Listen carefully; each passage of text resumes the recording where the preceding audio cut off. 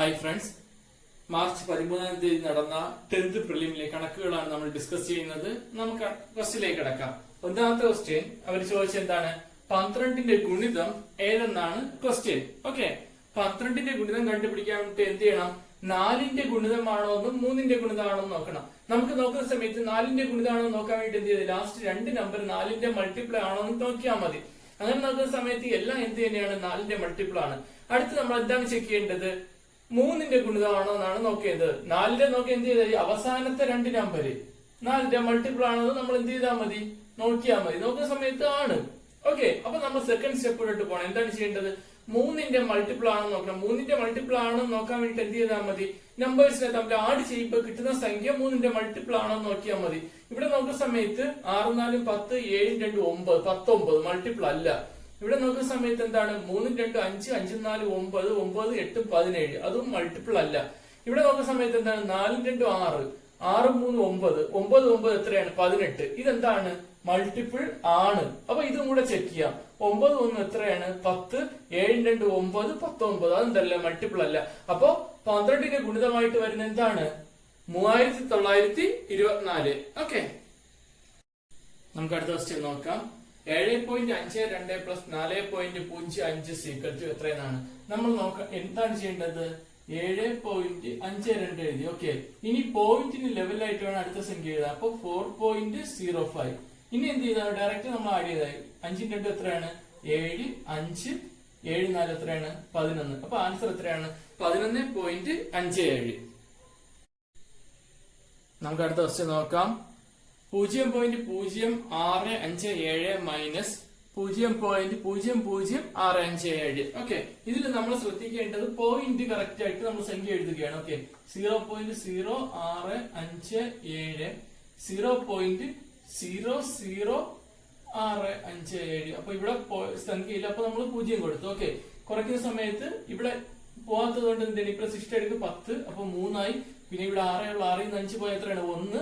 ഇവിടെ അപ്പോൾ നമ്മൾ 6 എടുക്കണം. അപ്പൊ എത്രയാണ്? 9 വരും. ഇവിടെ 5 ഉള്ളൂ. ഓക്കെ, ഇവിടെ 0, അപ്പൊ 0. ഓക്കെ, ആൻസർ അപ്പൊ എത്ര കിട്ടും? 0.0593. ഓക്കെ, നമുക്ക് അടുത്ത ക്വസ്റ്റ്യൻ നോക്കാം. 0.02 ഇൻറ്റു 0.4 ഇൻറ്റു 0.1. അപ്പൊ നമുക്ക് ആദ്യ സംഖ്യകൾ ഏതൊക്കെയാണുള്ളത്? 2ഉം 4ഉം 1ഉം ആണ്. അതിനെ ഗുണിച്ചാൽ നമുക്ക് എത്രയാണ് കിട്ടുന്നത്? 8 ആണ് കിട്ടുന്നത്. ഓക്കെ, ഇനി നമുക്ക് നോക്കണം എത്ര സ്ഥാനം മാറ്റി നമ്മൾ കുത്തുന്നത് നോക്കണം. ഇവിടെ പോയിന്റിന് ശേഷം ഒരു സ്ഥാനമുണ്ട്. പോയിന്റിന് ശേഷം ഒരു സ്ഥാനമുണ്ട്. ഇവിടെ പോയിന്റിന് ശേഷം എത്ര? 2 സ്ഥാനമുണ്ട്. അപ്പൊ മൊത്തം ഇത് മൾട്ടിപ്പിൾ ആയതുകൊണ്ട് പോയിന്റിന് ശേഷമുള്ള എത്ര സ്ഥാനങ്ങളുണ്ടോ അത്രയും ആഡ് ചെയ്യണം. എത്ര സ്ഥാനം? 1 2 3 4. അപ്പൊ 4 സ്ഥാനം മാറ്റിയാണ് നമ്മൾ എന്ത് ചെയ്ത് കുത്തിരേണ്ടത്. അപ്പൊ 4 സ്ഥാനം മാറ്റണമെങ്കിൽ ഇവിടെ എത്ര 0 കൊടുക്കണം? 3 0 കൊടുക്കണം. ഓക്കെ, അപ്പൊ ആൻസർ എത്ര കിട്ടും?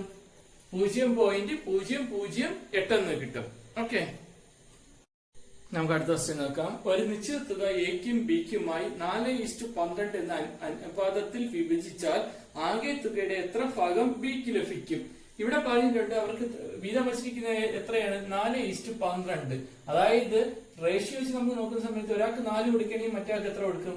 12 കൊടുക്കും. അപ്പൊ മൊത്തം എത്രയാണ് ഉള്ളത്? 4ഉം 12ഉം 16 ആണ് മൊത്തം ഉള്ളത്. ഓക്കെ, ആ 16ല് 4 ഭാഗം, അതായത് 16x ആണ് വരുന്നത്. അവിടെ 4x ഉം 12x എന്നാണ് വരുന്നത്. ഓക്കെ, പക്ഷെ നമുക്ക് ഇതിങ്ങനെ ചെയ്താൽ മതി. അവര് എത്ര ഭാഗം എന്നേ ചോദിച്ചിട്ടുള്ളൂ. അപ്പൊ നമുക്ക് എന്ത് ചെയ്യാം? റേഷ്യോ തന്നെ ചെയ്താൽ മതി. ടോട്ടൽ എന്ന് പറയുന്നത് എത്രയാണ്? 16 ആണ്. 16ൽ എത്ര ഭാഗമായിരിക്കും ബിക്ക് കൊടുക്കുന്നത്? 12 ഭാഗം. ഓക്കെ, അപ്പൊ ഇതിനെ നമുക്ക് 4 കൊണ്ട് വെട്ടാം. 4 3. അപ്പൊ 4ൽ 3 ഭാഗം ആർക്ക് കിട്ടും? ബിക്ക് കിട്ടും. ഓക്കെ, നമുക്ക് അടുത്ത ക്വസ്റ്റ്യൻ നോക്കാം.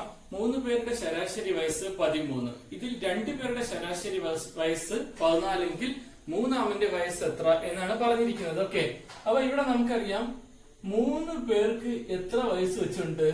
13 വയസ്സ് വെച്ചുണ്ട്. ഓക്കെ, ഇതിൽ 2 പേരുടെ വയസ്സ് എത്രയാണ്? 14 ആണ്. ഓക്കെ, ശരാശരി 13 ആണ്. പക്ഷെ എന്തുണ്ട്? 14 ഉണ്ട്. അതായത് 1 കൂടുതലുണ്ട്. 2 പേർക്കും എന്തുണ്ട്? 1 കൂടുതലുണ്ട്. ഈ 2 പേർക്കുള്ള കൂടുതലുള്ളത് ഇവിടെ എന്ത് ചെയ്യണം? കുറയണം. അപ്പൊ ഇവിടെ എന്ത് വരണം? -2 വരണം. അപ്പൊ ഈ ശരാശരിയിൽ നിന്ന് ഇവന്റെ വയസ്സ് എന്ത് ചെയ്യണം? 2 കുറയണം, എങ്കിലേ ഇതെന്താവത്തുള്ളൂ, ടാലി ആവത്തുള്ളൂ. ഓക്കെ, അതായത് ഇവർക്ക് രണ്ടുപേർക്കും, അതായത് മൊത്തത്തിൽ 13 ശരാശരി, പക്ഷെ രണ്ടുപേർക്കും 14. അതായത് ഈ രണ്ടുപേർക്കും ഓരോ വയസ്സ് കൂടുതലുണ്ട് ശരാശരിയേക്കാളും. അപ്പൊ ഈ 2 വയസ്സ് എന്ത് ചെയ്യണം, അടുത്ത ആളിൽ നിന്ന് കുറയണം. അതായത് അയാളുടെ ശരാശരിയിൽ നിന്നാണ് കുറയേണ്ടത്. അപ്പൊ 13 നിന്നാണ് 2 കുറയേണ്ടത്. അപ്പൊ ഈ മൂന്നാമന്റെ വയസ്സ് എത്രയാണ്, 11. ഓക്കെ, നമുക്ക് അടുത്ത ക്വസ്റ്റ്യൻ നോക്കാം. ഒരു വസ്തുവിന് 35%, 10% എന്നിങ്ങനെ തുടർച്ചയായ ഡിസ്കൗണ്ട് അനുവദിച്ച ശേഷം 1170 രൂപയ്ക്ക് ഒരാൾ ഇത് വാങ്ങിയാൽ അതിന്റെ യഥാർത്ഥ വില എത്ര? ഇതാണ് ക്വസ്റ്റ്യൻ. ഓക്കെ, അപ്പൊ ഒരു വസ്തുവിന്റെ വില എക്സ് എന്ന് എടുത്തിട്ട് അയാൾ എന്ത് ചെയ്ത്, ഫസ്റ്റ് എത്ര ശതമാനം ഡിസ്കൗണ്ട് ആണ് കൊടുത്തത്, 35%. ഓക്കെ, അപ്പൊ 100-ല് എത്രയാണ് 35% എന്ന് പറയുമ്പോ എത്രയായി, 65 രൂപയ്ക്കാണ് എന്ത് ചെയ്തത്, ഫസ്റ്റ് ഡിസ്കൗണ്ട് കൊടുത്തത്. അതായത് 100-ന് 65 രൂപയ്ക്കാ വില. അടുത്ത് വീണ്ടും എന്ത് ചെയ്തു, 90% ആക്കി. ഓക്കെ, അതായത് 10% ഡിസ്കൗണ്ട് കൊടുത്തു. അങ്ങനെ അതിനുശേഷം ആ സാധനം എത്ര രൂപയ്ക്ക് അത് വാങ്ങി, 1170 രൂപയ്ക്ക്. ഇനി എന്താണ് പറയുന്നത്, ഇങ്ങനെയാണെങ്കിൽ അതിന്റെ യഥാർത്ഥ വില എന്തെന്നാണ് ചോദിച്ചിരിക്കുന്നത്. ഓക്കെ, അപ്പൊ യഥാർത്ഥ വില കണ്ടുപിടിക്കാൻ വേണ്ടി എന്ത് ചെയ്താൽ മതി, നമുക്കിവിടെ നോക്കാം, 0 വെട്ടിപ്പോവും. ഓക്കെ, അടുത്ത് 9 കൊണ്ട് നമുക്ക് ഇതിനെ വെട്ടുന്ന സമയത്ത് ഒരു പ്രാവശ്യം, അടുത്ത് എത്ര ഉണ്ട്, 27 ഉണ്ട്. അപ്പൊ 3 പ്രാവശ്യം. ഓക്കെ, ഇനി നമുക്കറിയാം ഇതിനെ എത്ര കൊണ്ട് വെട്ടാം, 5 കൊണ്ട് വെട്ടുന്ന സമയത്ത് 20, ഇതിനെ വെട്ടുന്ന സമയത്ത് എത്രയെന്ന് കിട്ടും, നമുക്ക്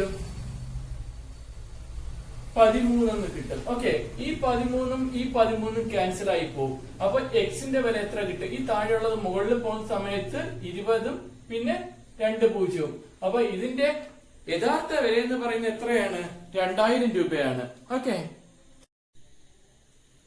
നമുക്ക് അടുത്ത ക്വസ്റ്റ്യൻ നോക്കാം.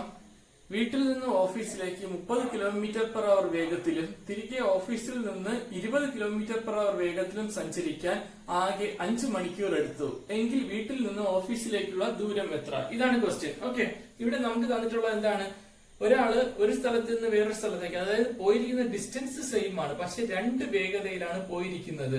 ഓക്കെ, അപ്പൊ മൊത്തത്തിലെടുത്ത സമയം, പോയിട്ട് വരാനെടുത്ത സമയം എന്ന് പറയുന്നത് 5 മണിക്കൂറാണ്. അപ്പൊ നമ്മൾ ഈ ഇങ്ങനെയുള്ള കണക്കുകൾ നമ്മൾ എന്താണ് ചെയ്യേണ്ടത്, ഫസ്റ്റ് സ്പീഡ്, 2 സ്പീഡ് ഉണ്ട്. ഓക്കെ, അതിന് എന്ത് ചെയ്യണം, നമ്മൾ ആവറേജ് സ്പീഡ് കണ്ടുപിടിക്കണം. അത് കാണേണ്ട ഫോർമുല എന്താണ്, 2ab divided by a plus B ആണ്. ഓക്കെ, അങ്ങനെ എടുക്കുന്ന സമയത്ത് 2 × 30 × 20 ഡിവൈഡഡ് ബൈ എത്രയാണ്, 50. ഓക്കെ, എ നമ്മൾ 30 എന്നെടുത്ത്, ബി നമ്മൾ 20 എന്നെടുത്തു.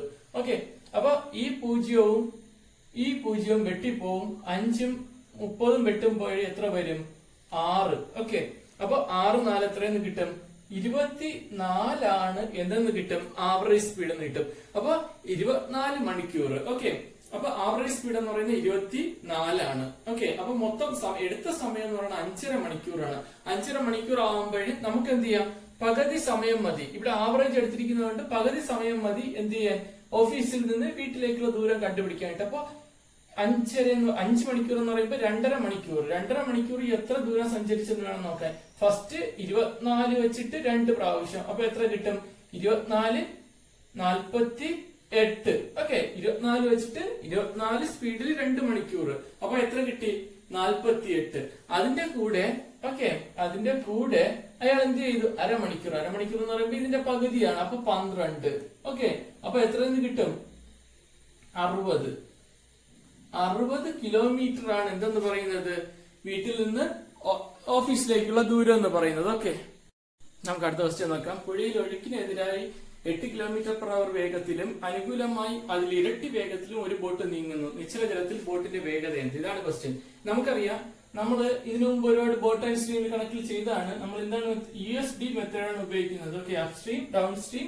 ഇവിടെ വരുന്ന എന്താണ്, നിശ്ചല ജലത്തിലുള്ള ബോട്ടിന്റെ വേഗതയും സ്ട്രീമിന്റെ വേഗതയും. ഓക്കെ, ഇപ്പൊ നമുക്ക് ഇതിൽ തന്നിട്ടുണ്ട് ഒഴുക്കിനെതിരായി, അതായത് എന്താണ്, അപ്സ്ട്രീം ആണ്. അപ്പൊ അത് എത്രയും തന്നിട്ടുണ്ട്, 8 km/h എന്നും തന്നിട്ടുണ്ട്. അതിൽ പറഞ്ഞിട്ടുള്ള ഒഴുക്കിന് അനുകൂലമായി, അതായത് ഡൗൺ സ്ട്രീമില് അതിൽ ഇരട്ടി. അപ്പൊ 8 എന്ന് പറയുമ്പോൾ ഇരട്ടി എത്രയാണ്, 16. ഓക്കെ, അപ്പൊ നമുക്ക് ഇവിടെ എയും ബിയും ഉണ്ട്. ഓക്കെ, നമുക്കിവിടെ കിട്ടുന്ന എ എന്ന് പറയുന്നത് എന്താണ്?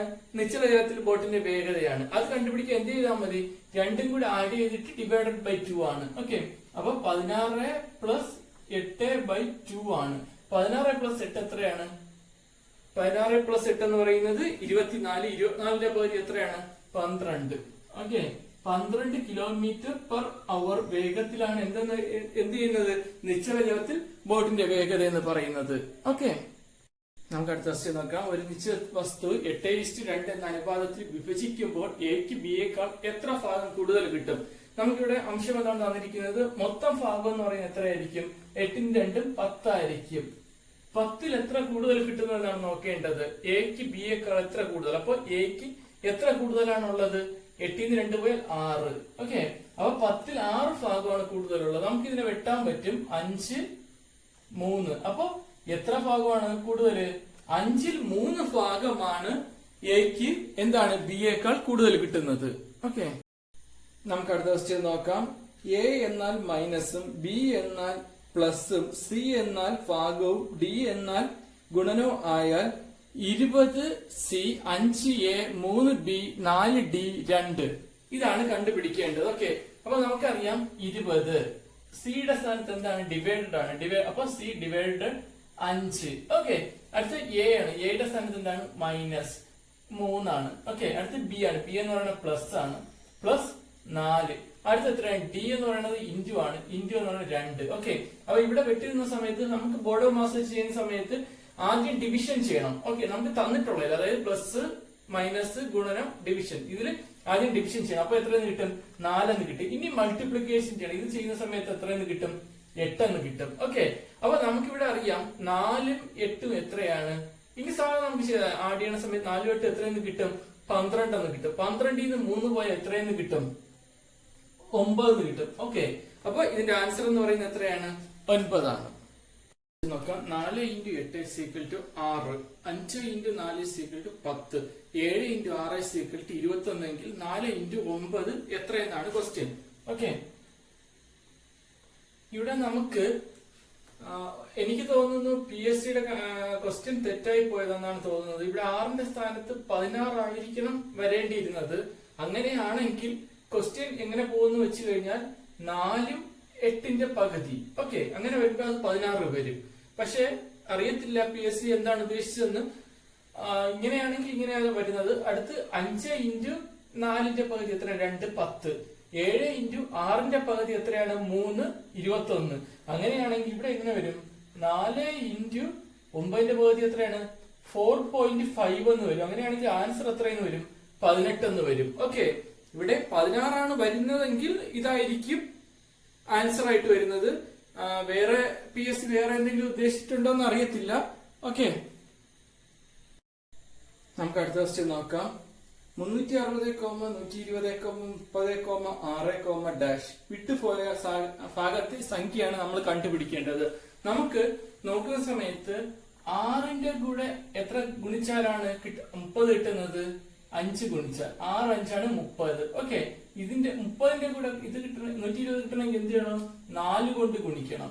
ഓക്കെ, ഇതിനെ എത്ര കൊണ്ട് ഗുണിക്കണം? 120ന് 360 കിട്ടാൻ 3 കൊണ്ട് ഗുണിക്കണം. അപ്പോ ഏതോ ഒരു സംഖ്യയെ 6 കൊണ്ട് ഗുണിക്കുമ്പോഴാണ് എന്ത് കിട്ടുന്നത്? 6 കിട്ടുന്നത്. അങ്ങനെയാണെങ്കിൽ സംഖ്യ എന്തായിരിക്കും? 1 ആയിരിക്കും. 1നെ 6 കൊണ്ട് ഗുണിക്കുമ്പോഴാണ് നമുക്ക് എന്ത് കിട്ടുന്നത്? 6 കിട്ടുന്നത്. ഓക്കെ, നമുക്ക് അടുത്ത ക്വസ്റ്റ്യൻ നോക്കാം. കമ്പ്യൂട്ടർ ഒരു കോഡ് ഭാഷയിൽ കമ്പ്യൂട്ടറിനെ RFUVQNPC എന്ന് എഴുതാമെങ്കിൽ മെഡിസിനെ എങ്ങനെ എഴുതാം? ഇതാണ് ക്വസ്റ്റ്യൻ. നമുക്കിവിടെ നോക്കുന്ന സമയത്ത് ആദ്യത്തതും അവസാനത്തെ ലെറ്ററുകൾ എന്ത് ചെയ്തു? ഇന്റർചേഞ്ച് ചെയ്തു. അതുപോലെ നമ്മൾ ഇവിടെ എന്ത് ചെയ്യണം? ഈ ആദ്യം വരും, M എന്ത് ചെയ്യും? അവസാനം വരും. ഓക്കെ, ഫസ്റ്റ് ഇന്റർചേഞ്ച് ചെയ്തു. അതാണ് C ലാസ്റ്റ് പോയി R ആദ്യം വന്നു. അടുത്ത് O കഴിഞ്ഞിട്ട് വരുന്ന ലെറ്റർ ഏതാണ്? P ആണ്. ഓക്കെ, അപ്പൊ P ആണ് ഇവിടെ വന്നിരിക്കുന്നത്. അപ്പൊ E കഴിഞ്ഞിട്ട് വരുന്ന ലെറ്റർ എവിടെ വരും? ഇവിടെ വരും. അപ്പൊ E കഴിഞ്ഞിട്ട് ഏതാണ് വരുന്നത്? F ആണ്. ഓക്കെ, നെക്സ്റ്റ് നമുക്ക് എന്താണ് പറഞ്ഞിരിക്കുന്നത്? ഇവിടെ നോക്കുന്ന സമയത്ത് അപ്പൊ ഈ O ആയി. അടുത്ത് M എന്ന് പറയുന്നതാണ്. M കഴിഞ്ഞിട്ട് വരുന്ന ലെറ്റർ ആണ് എന്ന് പറയുന്നത് N എന്ന് പറയുന്നത്. അപ്പൊ D കഴിഞ്ഞിട്ട് ഏത് വരും? E വരും. ഓക്കെ, അപ്പൊ ഇത്രയും ലെറ്റർ നമുക്കായി. ഇനി അടുത്ത് നമുക്ക് നോക്കാം, പി കഴിഞ്ഞിട്ട് ഏതാണ് വന്നിരിക്കുന്നത്? ക്യൂ ആണ്, അടുത്ത ലെറ്റർ ആണ്. അതുപോലെ തന്നെ ഐ കഴിഞ്ഞിട്ട് എന്തൊരു ജെ വരും. അടുത്ത് നമുക്ക് നോക്കാം, യു കഴിഞ്ഞിട്ട് എന്ത് വന്നിരിക്കുന്നു? വി വന്നിരിക്കുന്നു. അതേപോലെ സി കഴിഞ്ഞിട്ട് എന്ത് വരും? ഡി വരും. അടുത്ത് ഐ കഴിഞ്ഞിട്ട് എന്താണ് വരുന്നത്? ജെ ആണ് വരുന്നത്. എൻ കഴിഞ്ഞിട്ട് എന്ത് വരും? ഓ വരും. അപ്പൊ നമ്മുടെ ആൻസർ എന്താണ്? E O J D J E F M. ഇതാണ് നമുക്ക് ആൻസർ ആയിട്ട് വരുന്നത്. ഓക്കെ, നമുക്ക് അടുത്ത ക്വസ്റ്റ്യൻ നോക്കാം. താഴെ കൊടുത്തിരിക്കുന്ന വാക്കുകൾ ഡിക്ഷണറിയിൽ നിരത്തുമ്പോൾ ഒന്നാമത് വരുന്ന വാക്ക് ഏത് എന്നതാണ് ക്വസ്റ്റ്യൻ. ഇവിടെ നമുക്ക് നോക്കുന്ന സമയത്ത് ആദ്യത്തെ 3 ലെറ്ററും എന്താണ്? എല്ലാത്തിലും സെയിം ആണ്. ഓക്കെ, അടുത്ത ലെറ്റർ നോക്കണം. ഇവിടെ ഐ ആണ്, ബാക്കി എല്ലാത്തിലും ഇ ആണ്. അപ്പൊ ഇതല്ല എന്തെന്ന് പറയുന്നത്? ആദ്യത്തെ വേർഡ് എന്ന് പറയുന്നത്. അടുത്ത നമ്മൾ നോക്കുന്ന സമയത്ത് 2 ഇ ആണ്. ഇവിടെയും 2 ഇ ആണ്. ഓക്കെ, അടുത്ത് നമ്മൾ അടുത്ത ലെറ്റർ നോക്കണം. അടുത്തത് ടി ആണ്. എല്ലാത്തിലും വീണ്ടും ടി ആണ് വന്നിരിക്കുന്നത്. ഇവിടെ ഐ ആണ്, ഇവിടെ ഹെച്ച്, ഇവിടെ ഹെച്ച്. അപ്പൊ എന്തല്ല? ഇതും അല്ല. അപ്പൊ ഹെച്ചും ഹെച്ചും ആയി. അവസാനം എന്താണ്? ഐ ആണ്. ഓക്കെ, ഇവിടെ ഒയ് ആണ്. അപ്പൊ ഏതാണ് ആദ്യം വരുന്നത്? ഐ ആണ്. അപ്പൊ ആൻസർ എന്താണ് വരുന്നത്? സുനീതി എന്നാണ് പറയുന്നത്. അതായത് ഓപ്ഷൻ ഡി ആണ് എന്തെന്ന് പറയുന്നത് ആൻസർ ആയിട്ട്, അതായത് ഡിക്ഷണറിയിൽ അടുക്കുമ്പോൾ ആദ്യം വരുന്നത്. നമുക്ക് അടുത്ത ക്വസ്റ്റ്യൻ നോക്കാം. ഡെസിമിനേഷൻ എന്ന വാക്കിലെ അക്ഷരങ്ങൾ ഉപയോഗിച്ച് താഴെ കൊടുത്തിരിക്കുന്നവയിൽ ഏത് വാക്കാണ് ഉണ്ടാക്കാൻ കഴിയാത്തത്? നമുക്കിതിൽ നോക്കുന്ന സമയത്ത് എന്താണ്? ഇവിടെ ഒരു സി ഉണ്ട്, പക്ഷെ ഈ ഡെസിമിനേഷൻ എന്ന് പറയുന്ന വാക്കിൽ എന്തില്ല? സി ഇല്ല. അപ്പൊ ഉണ്ടാക്കാൻ പറ്റാത്ത വാക്ക് ഏതാണ്? ആക്ഷൻ ആണ്. ഓക്കെ, നമുക്ക് അടുത്ത ക്വസ്റ്റ്യൻ നോക്കാം. കൂട്ടത്തിൽ നിന്നും ഒറ്റേനെ തിരഞ്ഞെടുക്കുക. Asia, Argentina, Africa, Australia. ഇതിൽ നമുക്ക് നോക്കുന്ന സമയത്ത് Asia, Africa, Asia, Africa, Australia ഇതത്ര എന്താണ്? വൻകരയാണ്. എന്നാൽ അർജന്റീന എന്ന് പറയുന്നത് എന്താണ്? ഒരു രാജ്യമാണ്. അപ്പൊ ഓപ്ഷൻ ബി അർജന്റീന ആണ് എന്ത് ചെയ്യുന്നത്? ഇതിൽ കൂട്ടത്തിൽപ്പെടാത്തത്. കാര്യം എന്താണ്? അതൊരു രാജ്യമാണ്, ബാക്കിയെല്ലാം എന്താണ്? വൻകരകളാണ്. നമുക്ക് അടുത്ത ക്വസ്റ്റ്യൻ നോക്കാം. ലേക്ക്, പോണ്ട്, പൂൾ, ബ്രൂക്ക്. ഇതിൽ ഒറ്റയാണ് ആരെന്നാണ് കണ്ടുപിടിക്കേണ്ടത്. നമുക്കറിയാം, ലേക്ക് എന്നെടുത്താലും പോണ്ട് എന്നെടുത്താലും പൂൾ എന്നെടുത്താലും ഏതർത്ഥത്തിൽ തന്നെയാണ് വരുന്നത്? കുളം എന്ന അർത്ഥത്തിലാണ് വരുന്നത്. ബ്രൂക്ക് എന്ന് പറയുന്നത് എന്താണ്? തോടാണ്. അപ്പൊ ഇതിൽ ഒറ്റയാണ് ആരാണ്? ബ്രൂക്ക് ആണ്. എന്തുകൊണ്ടാണ്? ബ്രൂക്ക് തോട് എന്ന അർത്ഥത്തിലാണ് ബ്രൂക്ക് വരുന്നത്. ബാക്കിയെല്ലാം എന്തർത്ഥത്തിലാണ്? കുളം എന്ന അർത്ഥത്തിലാണ്. ഓക്കെ, നമുക്ക് അടുത്ത ക്വസ്റ്റ്യൻ നോക്കാം. ഇന്ന് അച്ഛന്റെ മകന്റെ 3 ഇരട്ടി വയസ്സാണ്. 5 വർഷം മുമ്പ് ഇത് 4 ഇരട്ടി ആയിരുന്നു. എന്നാൽ ഇന്ന് അച്ഛന്റെ വയസ്സ് എത്ര? അതായത് ഇവിടെ പറഞ്ഞിട്ടുണ്ട് അച്ഛന്റെയും മകന്റെയും വയസ്സുകൾ ഇന്ന് എത്രയെന്നാണ് പറഞ്ഞിരിക്കുന്നത്? 3 ഇരട്ടിയാണ്. അതായത് മകന്റെ 3 ഇരട്ടി. അപ്പൊ 3:1 ആണ്. അടുത്ത 5 വർഷങ്ങൾക്ക് മുമ്പ്, ഓക്കെ, 5 വർഷങ്ങൾക്ക് മുമ്പ് അവരുടെ വയസ്സുകൾ എന്തായിരുന്നു? 4 ഇരട്ടിയായിരുന്നു. ഓക്കെ, അച്ഛന്റെ വയസ്സ് 4 ഇരട്ടിയായിരുന്നു മകനേക്കാൾ. അപ്പൊ 4:1. ഇവിടെ നോക്കുന്ന സമയത്ത് വ്യത്യാസം നമുക്ക് എന്താണ്? ഇവിടെ 3ഉം 4ഉം, ഇവിടെ 1 1ആണ്. അപ്പൊ എന്തല്ല? സെയിം അല്ല. അതുകൊണ്ട് നമ്മൾ എന്ത് ചെയ്യണം? ഇതിന്റെ ഡിഫറൻസ് ഉണ്ട്, മുകളിലത്തെ ഡിഫറൻസ് ഉണ്ട്, താഴെ മൾട്ടിപ്ലൈ ചെയ്യണം. ഇവിടെ 3 ആണ്. അപ്പൊ 9:3 എന്ന് വരും. താഴെ വരുന്ന സമയത്ത് 2 കൊണ്ടാണ് മൾട്ടിപ്ലൈ ചെയ്യേണ്ടത്. അപ്പൊ 8 എത്രയെന്ന് കിട്ടും? 2 എന്ന് കിട്ടും. ഇവിടെ വ്യത്യാസം എന്ന് പറയുന്നത് 1 ആണ്. പക്ഷെ യഥാർത്ഥമായിട്ട് 1 അല്ല, എത്രയാണ്? 5 ആണ്. ഓക്കെ, അപ്പൊ നമുക്ക് കണ്ടുപിടിക്കേണ്ടത് അച്ഛന്റെ ഇപ്പോഴത്തെ വയസ്സാണ്. അതായത് ഇപ്പോഴത്തെ വയസ്സ് റേഷ്യോയിൽ 9 ആണ്. 1 5 ആണെങ്കിൽ 9 എത്രയായിരിക്കും? 45 ആയിരിക്കും. അപ്പൊ അച്ഛന്റെ ഇപ്പോഴത്തെ വയസ്സ് എന്ന് പറയുന്നത് എത്രയാണ്? 45 ആണ്. നമുക്ക് അടുത്ത ക്വസ്റ്റ്യൻ നോക്കാം. 25 കുട്ടികളുള്ള ഒരു ക്ലാസ്സിൽ അമൃത മുൻപിൽ നിന്ന് 8ാമത്തെ ആളും പ്രിയ പിറകിൽ നിന്ന് 6ാമത്തെ ആളുമാണ്. എങ്കിൽ അവർക്കിടയിൽ എത്ര കുട്ടികളുണ്ടെന്നാണ് ചോദിച്ചിരിക്കുന്നത്. അപ്പൊ 25 പേരാണ് ഇവിടെ ഉള്ളത്. മൊത്തം എത്ര പേര്? 25 പേര്. അപ്പൊ ഇവിടെ നിന്ന് അമൃത, ഓക്കെ, അമൃത എത്രാമതാണ്? 8ാമതാണ്. ഓക്കെ, 8ാമത്. പിറകിൽ നിന്ന് പ്രിയ എത്രാമതാണ്?